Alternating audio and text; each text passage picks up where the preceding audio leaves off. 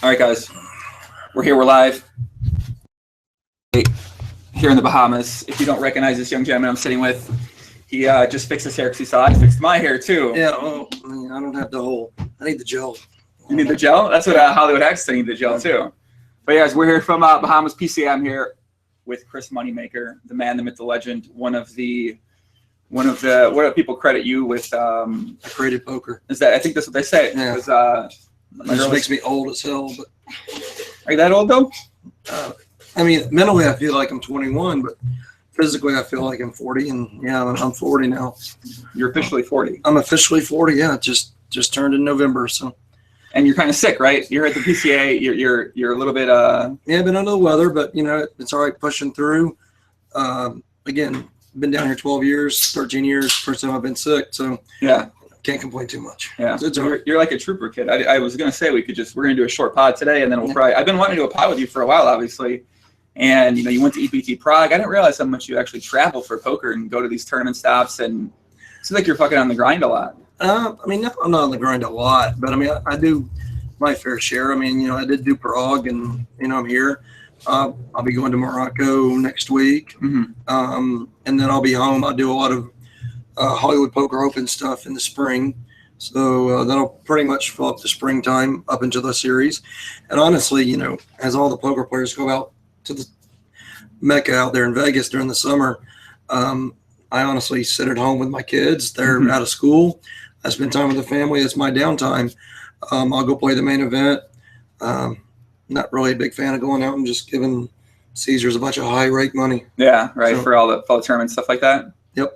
That makes sense. I said we got 45 minutes that we're gonna try to get this out. So you're leaving tomorrow. You going back to Tennessee? Yep, we're going back to Tennessee for about 4 or 5 days. You're such a trooper kid right now. I can tell. I know you're sick, and but you still keep you keep the voice and everything so well. You're like a pro at doing these now, huh? Yeah, well, no, I was on the webcast today, and I was trying to say calm, and I couldn't physically say the word calm.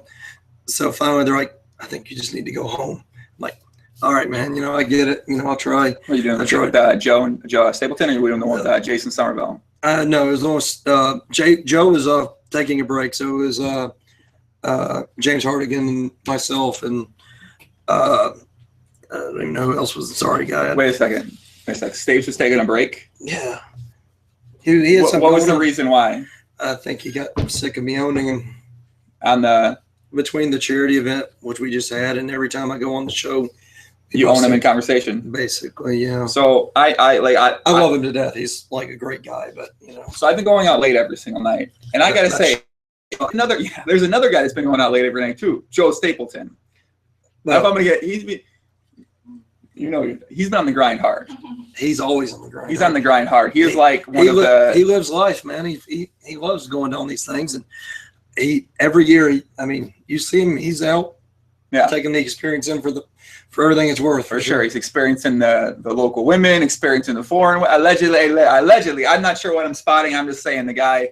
All I can say is I got respect. I'm getting the massage from a girl. He sees me getting the massage from the girl on the webcast. It's like, hey, dude, can you get her digits for me? So, I'm talking to masseuse, trying to get Joe, trying to hook him up because he saw me on the webcast getting a massage. Okay, and what happened? They've talked a few times. He's such a grinder, honestly. God, he's got to be. He works it. He's got to be a supernova elite of picking up. Can we say this? No women watch this, right? Nah, I think like 3% of women actually watch the pod. So I don't know if any of these girls.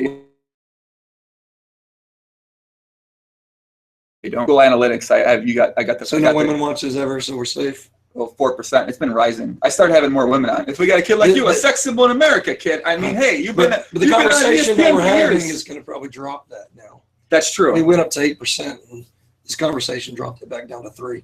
Nah, I don't know about that. I was wearing your shirt, guys on YouTube. We're out here. Dude, your girlfriend's ready to walk out the door. We haven't. She was during the Ike podcast. She was in the background, but we didn't specify. We didn't say anything about her, so we're trying to keep her a secret here. Oh yeah, she's not here. We don't have one unless you're at the PCA. How does things work with the fam? So you got the fam, you got kids. How old are your kids now? Because you had kids before when you won it. I had one daughter when I won it. I don't really see her much anymore. I got divorced, unfortunately. Bad situation, but whatever. I got 3 kids with my current wife. They're 10, 7, and 4. And Yeah, it's great. You know, they don't travel with me because they're in school. They used to come down here to the Bahamas, and they had that plan to come down. We were going to let them take off and come down this year, which I'm glad, given the situation, they didn't. Right, the weather's terrible, yeah. Well, that and me being sick, it wouldn't have really gone over very well for us.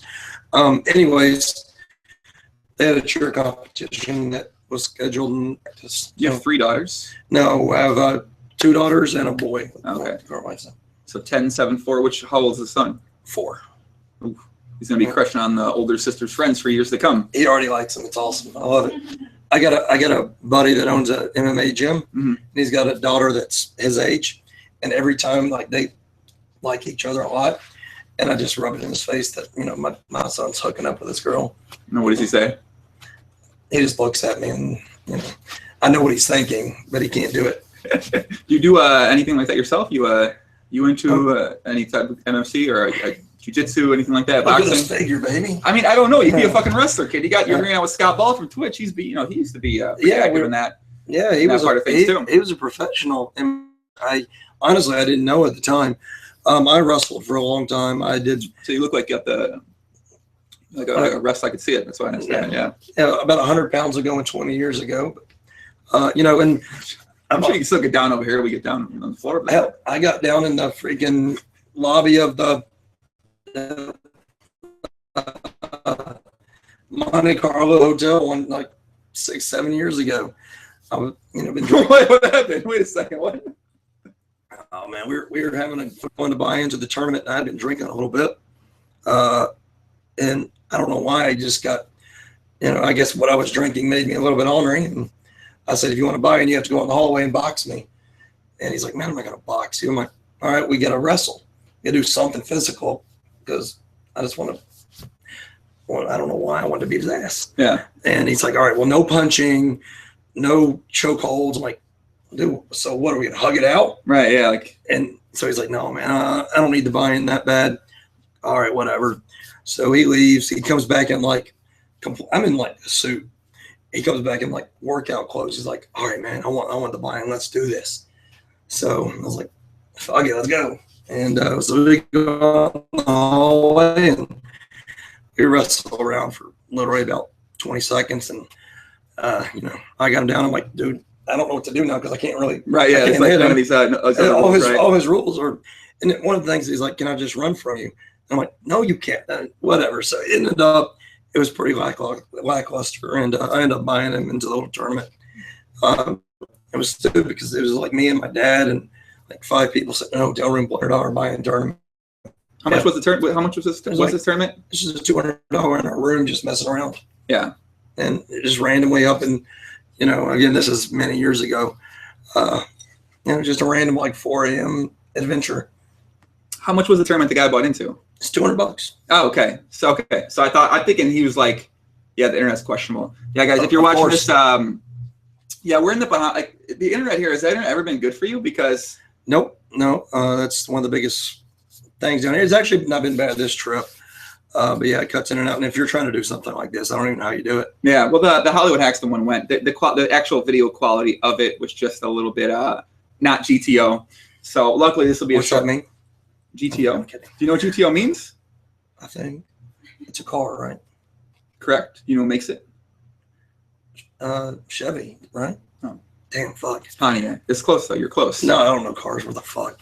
That's my weakness, man. Cars. Yeah, I'm not a car guy. You didn't buy like an expensive car after you won the main? Dude, honestly, they were holding a spot for us. We were going out to the club one night, and Valet held this spot for us. And I was pulling in after my buddy, and like, yeah, here he is pulling in now. I'm like, that's Moneymaker pulling in, rolling up in the minivan. And they valeted the minivan. No, the minivan. Yeah, they're expecting. I bought a BMW, and I literally drove it 5 times, and just it's not, you know, having 3 kids, it's not practical. So now we have a Buick Enclave and a minivan. The Enclave's pretty sweet though. Yeah, very sweet car. The Enclave's my cruising car to go work and, you know, do HBOs. You know, I like that car a lot. It's a good car. Yeah, the minivan's actually not a bad car at all. We were going to buy all these. You know, we went out looking for cars. We drove all the Mercedes and everything else. And the Porsche Cayenne, stuff like that, all the standard SUV type of cars. Yeah, we drove everything that we thought we would want. And the minivan actually drove just as good and cost $50K less. Yeah, when I used to drive my I got my license suspended when I was 18, 19. I don't know if this is against the rules, but I used to take my mom's minivan and go hang out with girls. And I found the minivan had so much space. I mean, these are no story, but I'm just saying. The point is, that viewership of women is continuing to drop. I was 19 years old, though. Fair enough. I was 19. I'm 30 now. I'm an old man. Yeah, come on, man. If you're an old man, what does that make me? Grandpa? 40 years old, man. I mean, that's but listen, I thought 40 was old too when I was 30. It's not. Now 50 is old. Right. I mean, I met this guy playing basketball out here. He's 70 something. I was like, holy crap, dude! Like you move so well. He would probably beat my ass too. I was supposed to play that Mercier. I was 3 on 3 9 a.m. though. Okay. My alarm. I was sitting in bed 8 a.m. Alarm goes off. I'm like, sorry, Jason. Yeah. I'm like, dude, this is. I don't know. I was out drinking the night before 4 a.m. Just. That's the first night I got sick. So I woke up and my pool was sweating. It just wasn't happening. So yeah, I'm looking at the Wi-Fi. Like usually when the Wi-Fi is like 4, it usually lags pretty bad, and then when it's 5, it like goes better. So I don't know, man. This Atlantis, you'd think like for the rooms here are like $600 a night before $100 room service. Yeah, you would think the Cove would have at least good internet. Maybe some of the other properties may not, but the Cove, right? Maybe beef up the connection a little bit, but no, we have the same internet. I stay at the Coral Towers. I'm in the broke place, so we have the same internet. That's okay. Of course, we don't even like spend that much time in the rooms anyway, so it's like, I mean, it's the broke place, but also it's the fat place because I'm fat and I don't want to walk all the way to the. It's a far walk there. It's bad, man. I walk fast. It's like 15 minutes to get there. I know it's trouble. Yeah. You actually got some big news recently, kid. I did, yeah. It's sort of perfect timing in a way because you're the GPL, the Global Poker League of my boy Alex Dryfish. Shout out to Alex. I saw him walking around. What's up, Alex? Talking about casinos and entrepreneurship and stuff like that earlier while I was here. You sound like him, yeah. That's how he talks, man. And we had a brief entrepreneurship and casino conversation. So obviously Las Vegas Moneymakers was the first team, and they just announced all 12 teams today. The locations sort of spread out all throughout the world. The captains of the teams, a lot of them are poker players. You're the captain of the Las Vegas Moneymakers. Yep. And how did that come to be? Well, I started looking at doing something with Pokerstars about a year and a half ago. I said, we need to do something to re-energize poker. And we started talking. I was having conversations with the company about doing some kind of league. Mm-hmm. And around that same time, Alexander was a league concept. And so we actually crossed paths and found out we sort of have the same vision. He was doing that vision, mm-hmm. and I said, I would love to support it, love to be involved. What can I do to help? And he just said, if you could be a team owner, which at the time was you buying the team. Right, yeah, then he sort of changed it along the way. It all changed on the way, which is fine. It's a little bit different now, but right. I support the league 100%. Poker needs something. Poker is not, I don't want to say it's dying, but it's changed so much over the years that we need something. There's no more poker stars anymore. I mean, you go win a poker tournament, you win the main event. Poker Stars, the site or actual Poker Stars, the Poker Stars? The Poker Stars. There's no more. Because there's not enough consistency on air. And, the GPL is going to do one of two things. It's either going to wave of stars or it's just going to do nothing. But either way, someone's got to try, and someone's got to put the effort and the money and the time into trying it. And Alexander stepped up and was that guy, and I'm going to support it 100%.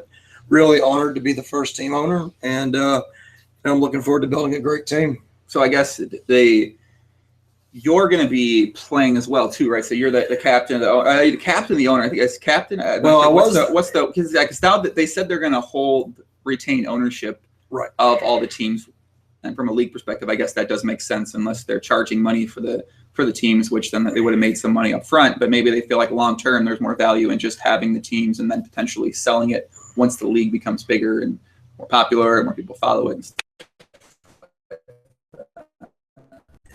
it'll be interesting to see the direction he takes it. But if initially owner, I wasn't going to be able to play it for conflict of interest. Mm-hmm.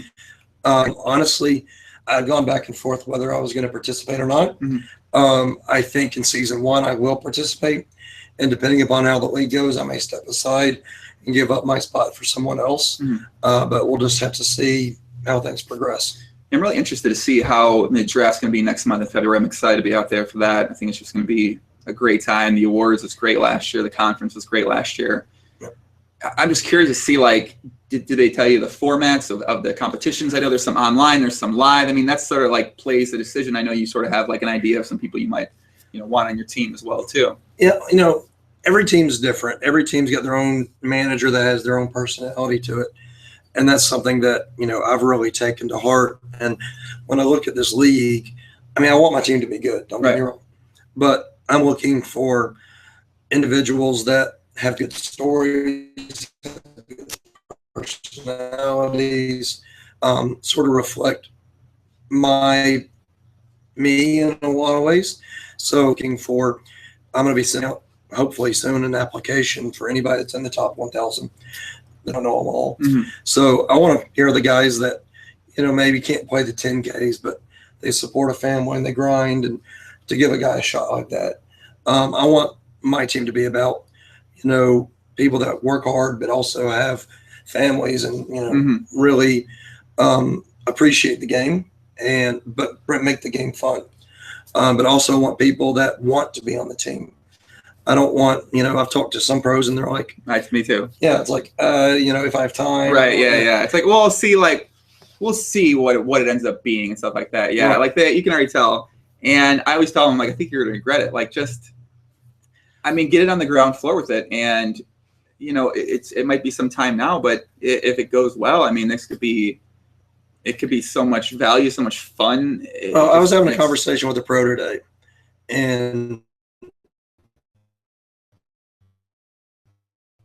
do something in poker, or you can just go crush poker tournaments for 3-4 years, and then when that doesn't go so well, what are you left with? Right. I mean, and if the GBL falls on its face, what have you lost? Exactly. Like you pretty much have lost it. We're paying the players. We're giving you exposure. There's really, other than the time commitment to promote the league mm-hmm.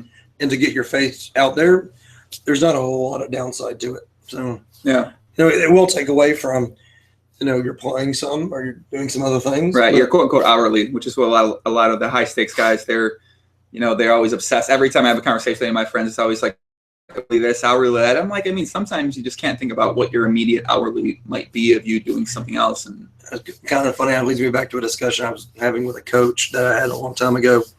And, I told him I want to be a good poker player again. And he's like, well, do you want to be a good poker player, or do you want to be a family man? Because you can't realistically do both. Agree. And I said, well,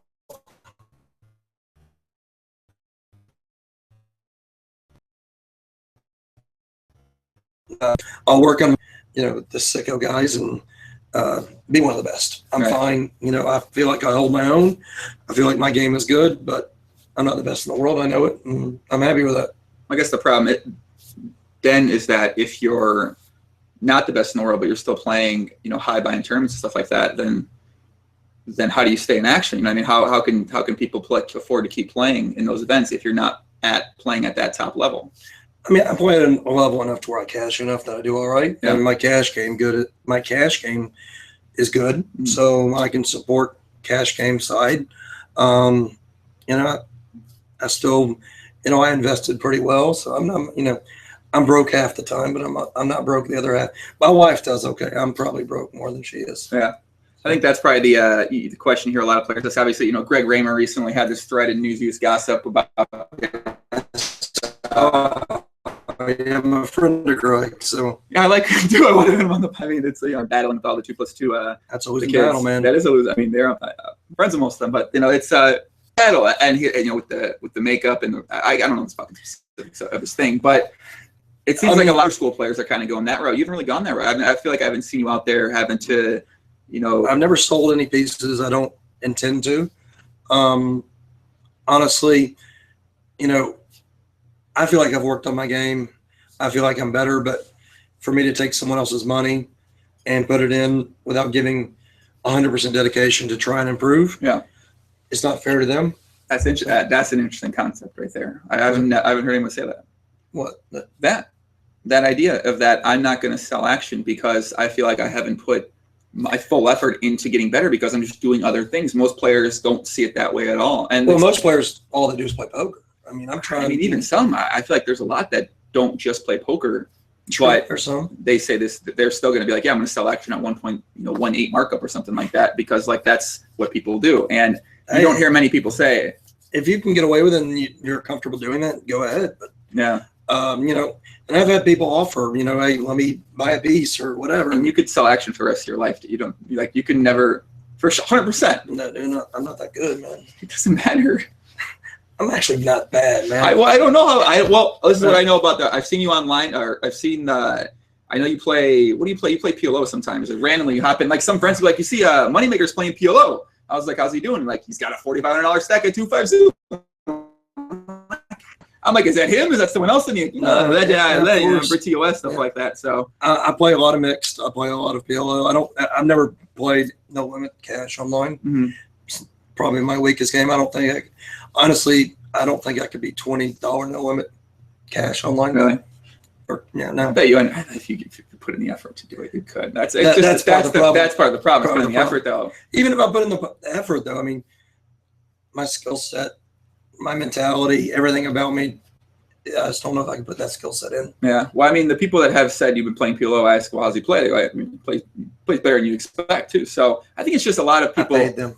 No, I don't think so. These are like the random European kids that nobody knows. But I know what you mean. But I feel like the kind of the online guys, when they think about the older school guys, so they don't really have much experience with. They just assume, because like it's hard to really gauge like a skill level of like a guy like you or even like Greg Raymer or someone like that, when no one really gets a chance to see those guys play. There's no real tournaments or the Premier Leagues. There's none of that stuff anymore. So it's really it's not. There's no consistency to it. All you see now is bits of America. Yeah, I mean, there's no way to watch anybody play, so everybody just goes on assumptions from what they saw. We saw you play Sammy Farah back in the day, and they're like, oh, he's got to still play. He sucks. 13 years ago, I saw him make a bluff, and it worked, and whatever. No, it's crazy, man. People form perceptions. Mm-hmm. I mean, I do it. Everybody does it. I mean, I think any good poker player, when you sit down at the table, you're going to form perceptions of your opponents. That's what you profile. I do it all the time. Every table I sit down, if they're wearing a Rolex watch, I put them in a category. If they, whatever they're dressed or how, I quickly categorize people, and I try to be aware of how I'm categorized. And that was really tough for me after winning the World Series, but I've had enough experience now to know. And the good thing playing with me, people generally play a polarized range. They're either out to get me or trying to stay out of my way. Mm-hmm. One of the two. So it's pretty easy to figure out where those people lie a lot of times. It's interesting. I mean, what time did you have to go? Because you said you only had 45 minutes. But yeah, I need to be out of here. The bank closes at 8, so. What time we get? That's an hour behind, so we got 7 right now. Yeah, so I got about another 15, 20 minutes probably. I'm a slow walker, man. I think they got a shuttle, man. I'm going to walk. Okay. This is my exercise for the day. Yeah. Did it once, but it's night, so it won't be too bad. Yeah, it's sort of been chilly here too, and a little bit rainy, so it's not as bad, I guess. Yeah, no. Anyway. 15. So I want to do some of the star stuff. I hate the star stuff though. I don't want to really talk about the star stuff anymore. But from your perspective, with the stars changes and with all the negative feedback towards Pokerstars, towards Amaya, you're obviously still one of the primary American faces of Pokerstars. Mm-hmm. From your perspective, do you care? What's your viewpoint on it? Because it's. Well, first of all, I mean, what a lot of people don't realize is up until Black Friday, I was a supernova every year. I grinded online a lot. Obviously, living in the States, I don't have that status anymore. Of course, not against TOS. But I do travel out of the country. I have an apartment up in Canada. I go when I play. The changes are needed, whether people want to believe it or not, they are. The timing was obviously unfortunate. The way it was delivered was unfortunate.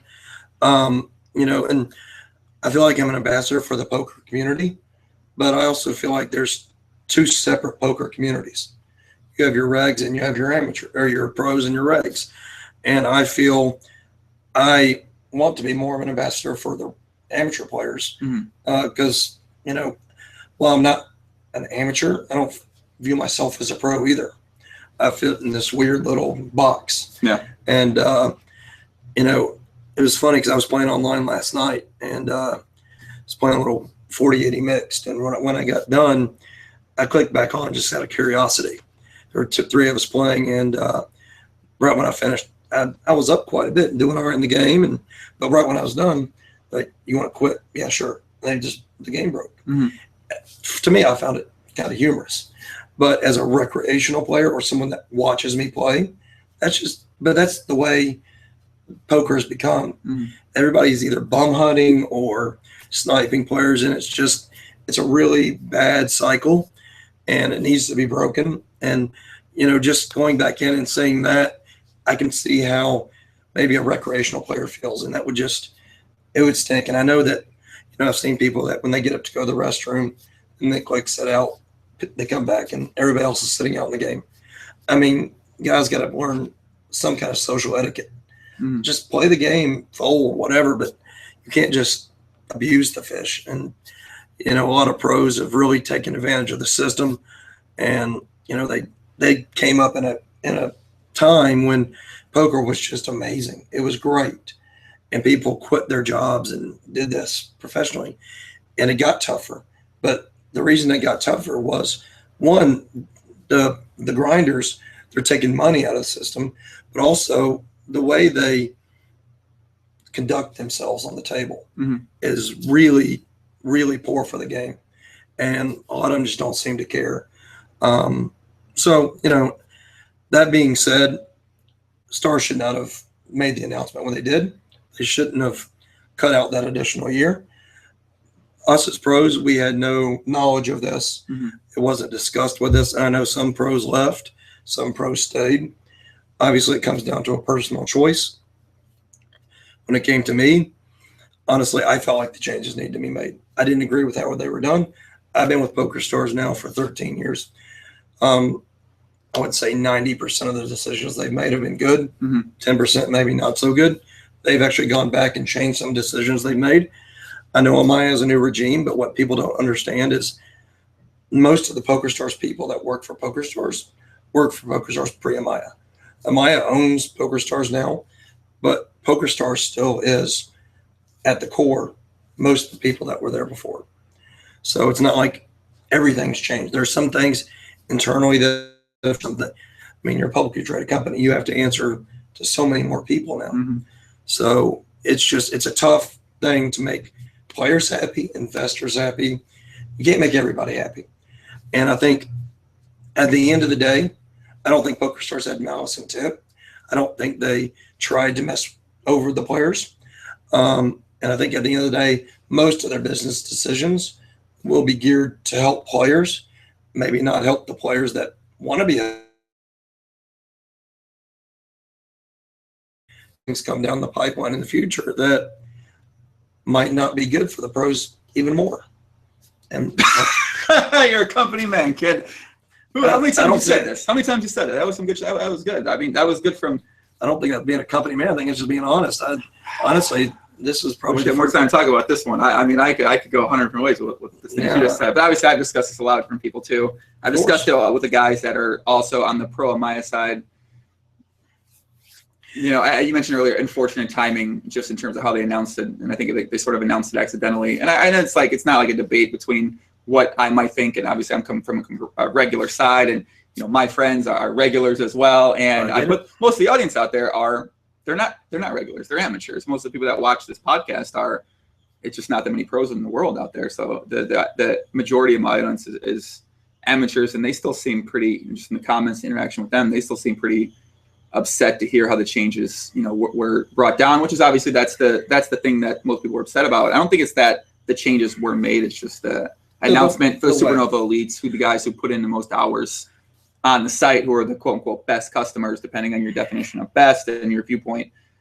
And I think that's basically why the majority of people are upset about it all. Yeah, so. And I get it, and I understand, and that's honestly, when you ask me how many times have I said that, that's actually the first time I've actually said it, because I haven't made a public statement. First of all, Daniel has sort of stepped up and been the face of the company. Everybody sort of knows that.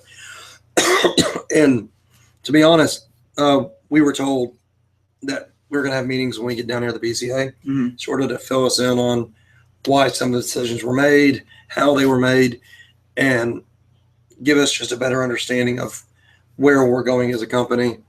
And I can feel pretty confident going forward that, players are looked after. By players, you mean so what their side is that 98% of players aren't regulars. 90% of people aren't people who are, what are the people who are withdrawing money from the site, sort of thing like that. Correct. I mean, it's not that they don't want the regular players, but they don't want to reward the top players by giving them more money. They would rather give that money to the lower end players.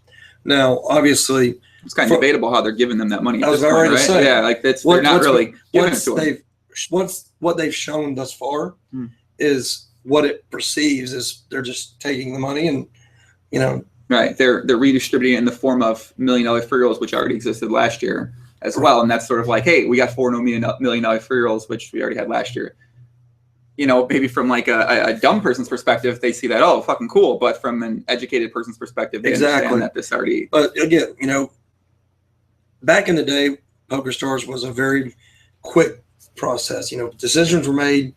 It was implemented. With the ownership being differently and with it being a privately held company. The way it is now, anybody that's done anything in the corporate landscape understands that government corporates, they don't move very fast. They do a good job, but things take time. And we've been told things are coming that will. So you've been told, you as sponsored players, sponsors, site, right? Yeah. We've had meetings and we've been told things are coming that will encourage the recreational players to play and give incentives for more people to come into the game. Is that something like they did the Cristiano Ronaldo thing? They had like the Lamborghini, like that sort of that spinning type of thing like that. There's new developments coming out. There's new variants coming out. There's a lot of cool stuff that will be unveiled. We're sort of under a no fly zone right now. We can't talk too much about it, but again, me as a person, like I've been asked for 13 years to sponsor different products or put my name on something. And honestly, I always try to do my due diligence and try to choose the best way I possibly can to make good choices to put my name on something. It's something I value. And I believe Stars is still the best in business. I believe that they are, value their customers, whether they be the Supernova Elites or the Bronze or whatever I might be right now. I guess they've shown they don't value the Supernova Elites anymore. They got rid of Supernova Elite program, so they don't really they don't really value them. They're making them move back to the United States from the guys that relocated out of the States, and now they're moving back because they got rid of the program. So yeah, it's tough. I mean, it's a tough way. I mean, I've got a friend, a good friend that was Supernova Elite, had to move out the country, so I get it. It's tough. Yeah, it's not the best situation, and there might be decisions that certain sections, right? Sorry, my voice doesn't work. May not appreciate. Others will enjoy. We'll just have to. Yeah. It's a changing environment, a changing landscape. But given their history, given everything they've done, I'm willing to give them the benefit of the doubt. And again, the timing and everything was a bad. It was a boo boo. Do you foresee? Debatably a boo. Do you foresee something that they could do that would make you then reevaluate your decision to be associated with them, in terms of maybe something that they do with the players? Because I mean, you do, it seems like you deal with a lot of regular players as well too on these different stops and stuff like that. I've got a lot of friends that are regular players. I mean, I feel like I try to be a good conduit between pros and amateurs. I play with a ton of amateurs on like the HBO Tour, for example. I play obviously some of the bigger stops. So, I try to, as best I can, represent everybody's interest. And, PokerStars is a brand. They've always been good as far as, handling the money, keeping it separate, safeguarding everything, making the game as honest and, as honest as they can make it. I mean, Within reason. Yeah, anything is tough. But I will say I'm confident playing on Pokerstars. I'm not confident playing on other sites. That's my personal opinion. It's kind of a bad way to look at it because other sites most of the time are pretty terrible. So it's sort of like a bad way to compare the best to sites that aren't even like half as good as options of other alternatives to play on. Really, those sites are. But that's all we really have to compare them to. I mean, right? Yeah. What else do we have? I mean, that's pretty much it. Unfortunately, that's the world we live in right now. I mean, you talk about U.S. regulation and things opening back up, and who knows where we are 5 years from now.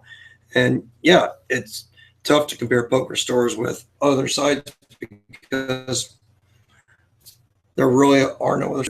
I mean, there are, but it's like they're so far down in quality and different things. They're so far down in a lot of different things that they offer. So, I just want to say, people watching this, I know some of the chat, they might be like a lot of things you're saying, the chat and there might not be agree with your viewpoint. But that's okay. Like I can say like a lot of things you said, I don't necessarily agree with, but it's not like a fucking debate where it's like I'm gonna prove no, like Chris, sit down, let me tell you like why me and the chat are right or why me and this person are right. It's like everyone, it's a sort of subjective thing. Everyone has other people that they talk with. You are on the star side of things. Obviously, you're sponsored by Stars. You're not gonna be like, yeah, dude, I fucking hate Pokerstars. I fucking hate what they're doing right now, but I'm still working with them. Like that's just not the realistic. That's not what's gonna happen. So. I don't mind. I think it's fun. Like I'm enjoying, but like I understand some people out there are gonna be like, yeah, whatever. Like they, let's not. Listen, I'll get messages saying I'm wrong. I'm an idiot. Whatever. I'm fine. I got thick skin. And, I know. Whenever I broach this subject, I'm not gonna make friends on this. But it's the reality of the situation. It's what I believe. So I don't like to spend too much time. I had like a couple fun questions. I don't necessarily want to. I love the chat. The chat's like changed. I mean, the chat knows, guys. The chat knows what's happening. They know what things should be talked about and why. So the fun questions I have were, I was thinking about this on the walk back to the Cove, my long walk. The most like it's been 13 years. Obviously, you're a pretty recognizable person in America. I feel like, are you still recognized? Hey, Chris Moneymaker, what's up, man? Like, do they still like? Is it still like that, or is it not how it maybe once was? It definitely is not as big as it once was, but I still, and it's always been, a lot of times it's, I know you from somewhere. I don't have a persona where I stick out. I'm sort of the guy you know, but you just don't know quite where from. Yeah. I mean, obviously if I go in a poker room, everybody knows. But if I'm in a grocery store, dude, does my daughter play with on your side?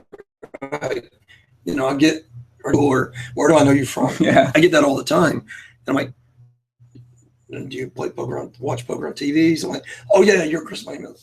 But so that's what I get is I know you from somewhere.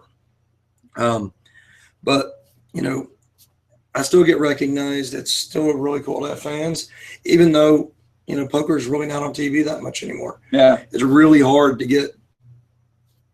That's why you don't have Stars anymore. There's no way to consistently get on TV and to. I wish we'd talk about the whole entire idea of Stars because I that's why I started the podcast, by the way, to help build PLO Stars in the Omaha online world. How'd that work for you? I think it's been going pretty well. I feel like I've been helping to get PLO players a lot more just out there in general, right? Yeah, the games used to be so good. Now they're tough. I think it's a function of Run It Once, putting out more content, just the bad players. Shut those sites down. Sorry, go ahead. Run It Once, yeah. No more education. What about who's the most interesting person to recognize you? That like when they recognize you, you were like, holy fuck, how does this person know who I am? So I'm standing out in a party in LA. You go out a lot, man. I didn't realize you like went out this much and partied and I don't turned up and stuff. Yeah, man, I don't do it as much anymore. I'm older. I've been carried off boats and stuff in the past. Now I'm pretty. We need more time, kid. There's so many of these fun stories I feel like you've done. So well, I'm low key, man. Now, but I'm sitting out there, just we roll into this party, having a good time, and Dad comes up and just grabs my shoulder and goes, Chris Moneymaker. Dude, I'm a huge fan. So I turn around. It's Leonardo DiCaprio. No fucking way. Yeah, like, oh my God. How sick is that? I'm like, what the hell's going on, man? Am I getting punked? What? Right. This is bullshit. So yeah, that was probably the coolest thing that ever happened to me. And That's so sick. It's very surreal. Did you ever like play any games with those guys? Like that little. Yeah, I played in some of the Hollywood home games out there, and yeah, it's quite an experience. Quality of games. Well, I guess you probably get in the games because you're just Moneymakers. Like, yeah, fuck yeah, bring the fish. Bring the fish. Yeah, so you can kind of. I guess you might bring some players to those games and stuff like that. And I brought actually my agent back in the day. I brought him to one of the games, and I can't really bring a whole lot of friends. It's not something where you bring the fun player friends with you. Yeah. And as I'm seeing from being down here, there's a lot of fun players around who are pretty awesome fucking people. They're just fun. And poker's a really unique set. You have these really awesome players, these really awesome personalities, and then you have these other guys that play well but are really quiet and shy. And then you have people that you probably don't want to be around. That's the great thing about poker. It takes all kinds. I mean, you can be a lawyer or you can be homeless, and you can still play poker. It's a great game. Yeah, I was talking with a guy yesterday when I was in Nobu, and he was with a buddy of mine, Dan Wyman. Sorry. It was way too expensive, but yeah, I was chatting with him, and he's like, "Oh yeah, I watch your podcast sometimes. Like I play PLO, but I don't play any online. Like I hate online, but I have a chef company, and we just got done doing the Star Wars movie. We're going to do the Bourne movie in Vegas, but I just like playing like high stakes live PLO and all this like that. I'm just like, fuck, man, like, we need to get you on the pod. Like, these are the kind of people. But this is a guy just plays high stakes PLO live. Shout out to my boy Paul. And like, it's crazy. Like, there's a lot of guys like this that are just like funny dudes. What's really up, cool Virus? guys. I got a good buddy, Virus. Only plays high stakes live PLO. Right. Like, that's it. And you never know them. You never know anything about them. You'd see them and you'd be like, right, but they play ton. They've probably been playing for years. They might not even be bad players either. It's like you'd assume that they're bad. When they sit down, you're like, oh, yum, this is good. I like this guy. And all of a sudden you figure out he's got a lot of money and he knows how to play. Right. It sucks. Yeah, well, I mean, kind of, they might do that sometimes, but yeah. I think majority of the time you probably prefer a guy with that. Those guys have different skill. Like when you raise from an online background, you approach PLO this way. When you're raised from like that perspective without the traditional poker training or poker learning, you come at it from a different angle, which sometimes when they combat, it's fun. Yeah, the whether it be PLO or no limit, and that's where a lot of the online guys see, like some of the older guys that didn't play online, you approach the game so fundamentally different. Right. That, I mean, the online guys just don't understand how the live guys can make such bad plays. The live guys don't understand how you can play poker without seeing faces. Mm-hmm. It's just a complete disconnect. As we've merged over the years, I mean, most live guys play online. Most online guys play live now. But for years, there was such a huge disconnect. And there is that huge disconnection, especially in the bigger cash games. Yeah. So, I mean, I think we're going to wrap it up after this because then you're going to head over to the bank and I'm already sweating, dude. This is brutal. You sweating, really? I am. No. Yeah. The window open, though. We got a breeze blowing through it, I'm man. sweating, man. Nah, you're nervous, huh? No, that's not. We got him under the lights, kid. The Moneymakers get nervous. I don't get nervous, man. Listen, you can't be. I feel like you've been in some crazy fucking situations. Oh, you can't get nervous. I feel like it's got to be tough. I mean, you just listen. I've done it all. I've heard it all. Right. I relish on any kind of feedback I get, whether it be good or bad. I don't. It used to bother me, honestly. Not the negativity. The negativity bothered me probably like in 05, 06. Not near as much as it bothered like Joe Hasham. Joe Hasham went on like super monkey tilt, but he doesn't really not around poker much anymore. I mean, and probably in Australia, but not, I guess not as much over here. Yeah, he's really, really big into poker in Australia. But whatever, that's a totally different story. But it doesn't bother me. I laugh it off and love it, and it brings joy to me sometimes when You must get a lot of good comments too. Great, I've right? Got so many great fans, and I take equally, with a grain of salt, and I appreciate the positive comments and disregard the negative ones. Sometimes I respond to the negative ones for giggles, and it's just, man, I love life. I get to play poker for a living, dude. I mean, really. You're going to the PCA, hang out here. I'm in the PCA. I'm very blessed. I'm very fortunate. And again, I feel for the players that like the Stars' decisions affected. I mean, I've got good friends that this is really junking up their lives. I mean, the DFS situation is junking up some other friends of my lives. Yeah. I mean, we live in in a time in a market that's just really unstable. Mm-hmm. And that's why, I mean, I've got friends that are really young. I tell them all the time, don't quit your job. Go to school. I agree. Please, because when you're 23 and you love poker, it's great. But when you're 33, you've been doing it for 10 years and the landscape changes, what do you got? Mm-hmm. You got to have a backup plan. It's really hard to find a job when you have 10 years, a 10-year hole on your resume. Mm-hmm. So, you know, you can love poker, you can work poker, and you can be great at poker. And you might be great at poker now, but are you going to be great at poker 5 years from now? I mean, how many people do you know that literally was like beast in 05? Yeah. And they're not 05? I guess beast was probably subjective back. I mean, yeah, they were beasts back then. That's true. I know several people that were. That's like a whole, that like sort of goes into the consistent motivation that's just super challenging to really keep up. It really is. It really is. Even as recently as like 09, 10, 11.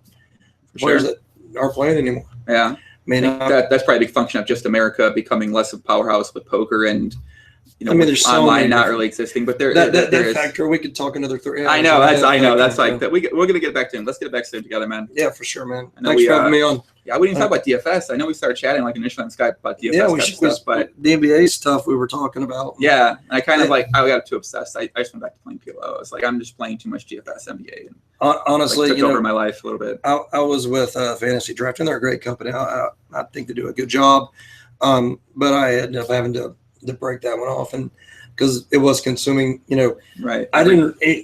Those lineups take forever. I mean, it was consuming a lot of my day. Yeah. My wife would be yelling upstairs, "What are you doing?" I'm like, "I'm putting in a lineup." It's like, "Do you really have to do that?" I'm like, "No, but I like it." Yeah, you're like, well, and then you want to sweat the games and watch the games, and it's like 8 hours a night, every single night. They never stop. I sports bet enough in my past that I don't have to sweat anymore. So I didn't really sweat the games. I would always go back and see. But again, you know, it just got to a point where it was taking up too much time. It just wasn't really worth it. Yeah. I have enough obligations that I don't need to add that. So when you have 3 kids at home, it's hard to do. I couldn't imagine playing just poker with 3 fucking kids. I couldn't imagine playing poker with 1 kid. So 3 kids, I mean, it's an adventure. For sure, man, for sure. All right, let's chat soon. Get you out of here. Guys in the chat, much love. Be back soon. When Fedor, I'm not sure if Crown Up Fedor Holds is still in PCA main, but we're going to pod with him before he leaves. Oh, so you're getting someone of equal skill level up next? Yeah, we got Hollywood Haxton, Ike Haxton. We got Chris Moneymaker. We get Fedor, man. I feel like that's I fit right in that little groove. I think so. You're cooler than those guys are, man. No, I'm talking about skill level, poker level. I think so. Yeah, probably in a similar level of Fedor, for sure. I love you, man. All right, bud. See you guys soon. Adios, guys. Much love. Peace out. See you guys soon. Thanks for grinding out through this debatably best quality.